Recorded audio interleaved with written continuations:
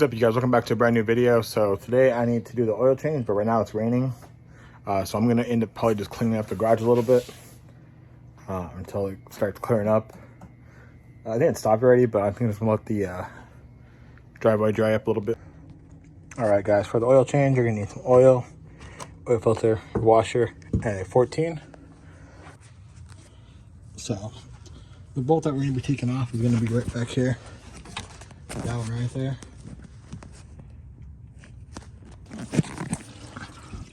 So I just unbolted the bolt. Right now the oil is draining.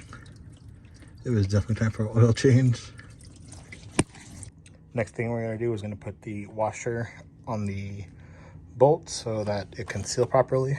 So the reason why we use a new gasket washer is so that there's a proper seal between the oil pan and the oil plug. Next thing you're gonna do is take the oil filter off.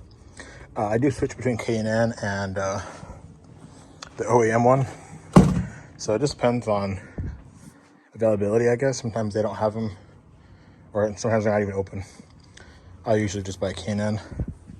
This one is a K&N HP 1004. I've used K&N over plenty of years with all the cars I've had, but like I said, if I have time to go down to Subaru, I'll go get it, but K&N also works as well. So with the old filter off, here's the new filter. I did grease it up a little bit. You also make sure that there's no residue left on there, so there's no dirt in there. And then you always want to just hand tighten this. All right. All right, next thing we're gonna do is fill up the car with oil.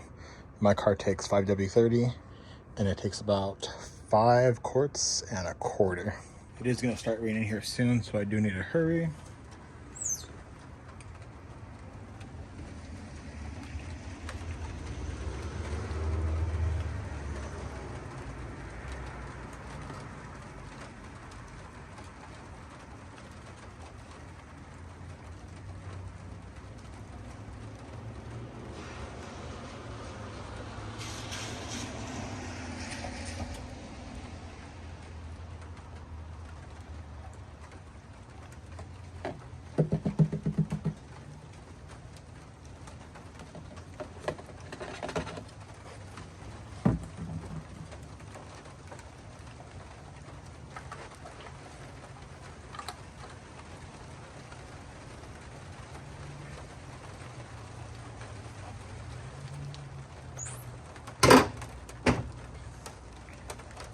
So that's it for changing the oil.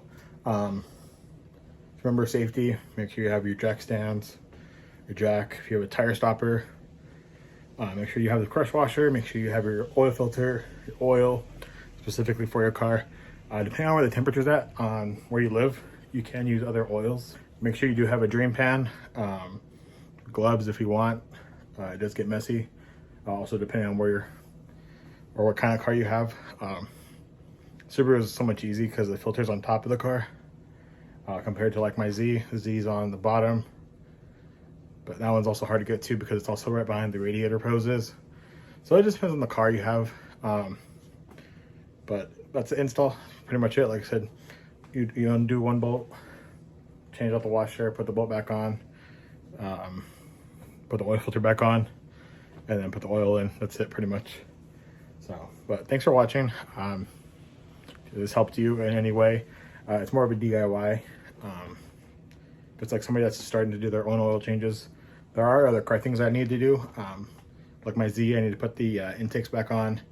I need to drain out the brake fluid. The power steering fluid, I need to change that. Probably the transmission fluid as well. On the Subaru, I just need to deep clean it, deep tail it, and get it ready for this weekend. I'll be out in LA at JDM Marketplace if you guys want to go. I'll leave the information down below if you guys are interested in going. It is free to the public. It is also a car show as well.